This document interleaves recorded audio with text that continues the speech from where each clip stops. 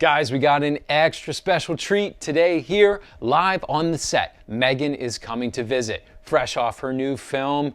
Hey, without further ado, this is M3GAN.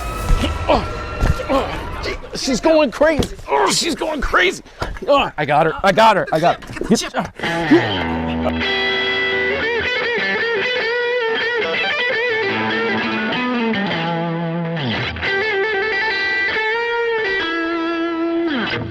Hey film friends, I'm Nick Furman.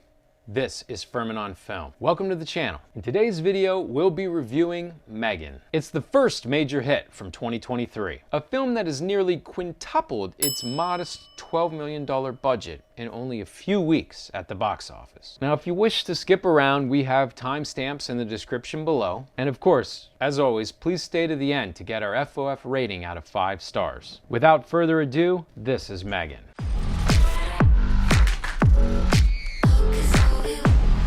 M3GAN is a film about an 8-year-old girl who loses both of her parents in a car crash. She's then forced to live with her aunt, who works at a toy tech company. Feeling unfit to be a good parent, Aunt Gemma brings out her latest AI invention, M3GAN. The niece Cady and M3GAN seem to be a match made in heaven, until this AI begins to take on a life of its own. We'll begin like we always do with what I liked about M3GAN. Let's talk about Dumpuary for a second. January is a notoriously low time at the box office. Now, this is not just because it's freaking cold and gray and nobody wants to leave their house. It's also because January is the month when studios put all of the films that they couldn't find any place for in the last year out into the world. Pictures that either couldn't make the summer movie slate or were not a part of the fall awards campaign. To put it simply, most of these movies suck. Dumpuary. The good news is that M3GAN does not suck, but it's not great either.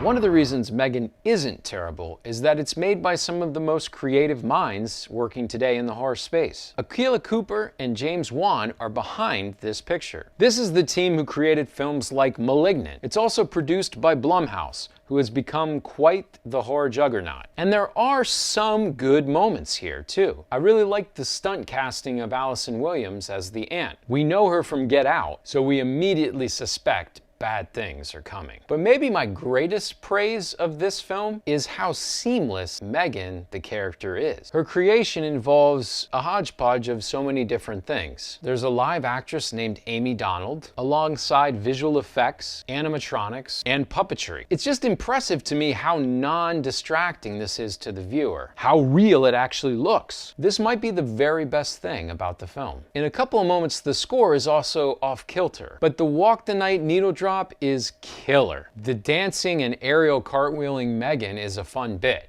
So too is the herky-jerky stuff near the finale. When the picture actually starts going there in the final 30 minutes, things get very exciting. A few of the kills are exhilarating in that campy tear kind of way. And I have to admit, a moment or two between the aunt and the little girl is very touching. Unfortunately, that's pretty much where the likes stop. So now we've got to move on to the cons. Well, the acting and writing is just pretty bad, guys. Ronny Chieng just does not work for me at all. I love him as a comedian, but his go-to move here, you know, sarcastic asides, then end everything with this flip-out yell, it just gets old. Beyond that, the story is completely unoriginal. Oh, really? The script is just lazy. It telegraphs reveals a mile away, and all dialogue is wooden and stilted. One sequence in particular, the first conflict between Cady and Aunt Gemma, played by Allison Williams, is just awful. It's not even in that B-movie so bad it's good category. It just submarines the deeper familial connection themes that M3GAN is going for. More on this in a moment. See, I think deep down all of the problems with M3GAN can actually be traced back to one source. This is a picture so determined to be a glossy PG-13 romp that it never gets as brutal or as dark as it should, as something like the original Child's Play does, for instance. Every scene that ratchets up tension and starts to threaten menace abruptly just gets cut off. Because of this, yeah, it's funny in moments, but it's just not scary at all. And yet, it keeps trying to take itself too seriously, with these bigger themes about kids' relationships to technology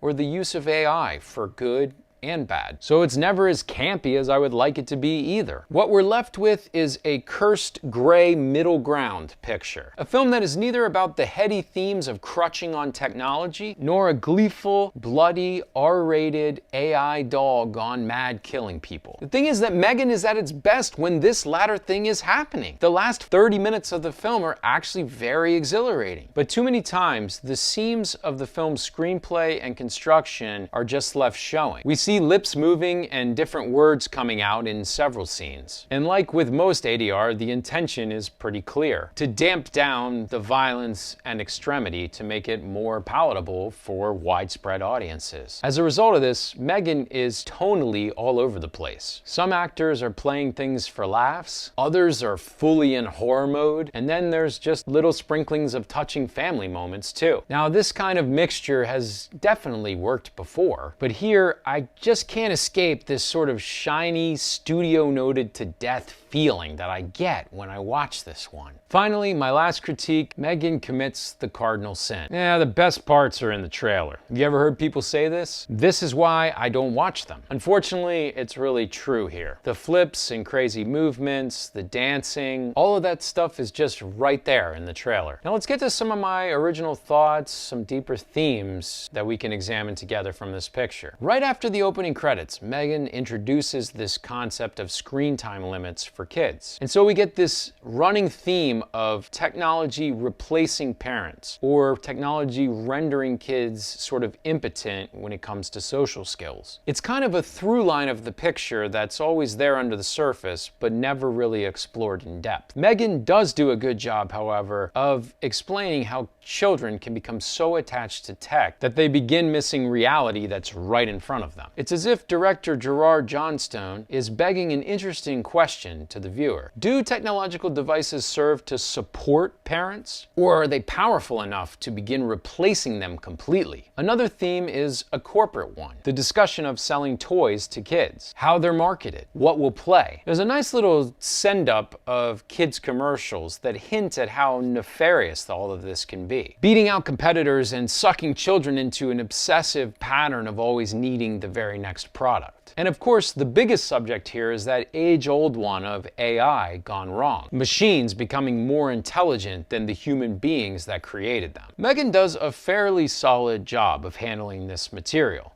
but as we've said, it doesn't really do anything new at all. So, we conclude that M3GAN is a pretty derivative horror comedy with a couple of stellar moments, and gags played well for laughs. But far too often it's neither zany nor violent enough to accomplish more than watering down its interesting themes of youths interacting with technology, of parental guidance and connection in the face of ubiquitous AI. And though our interest is piqued by these deeper reflections, we just can't wait for M3GAN to go all out doll on a rampage in the final 30 minutes.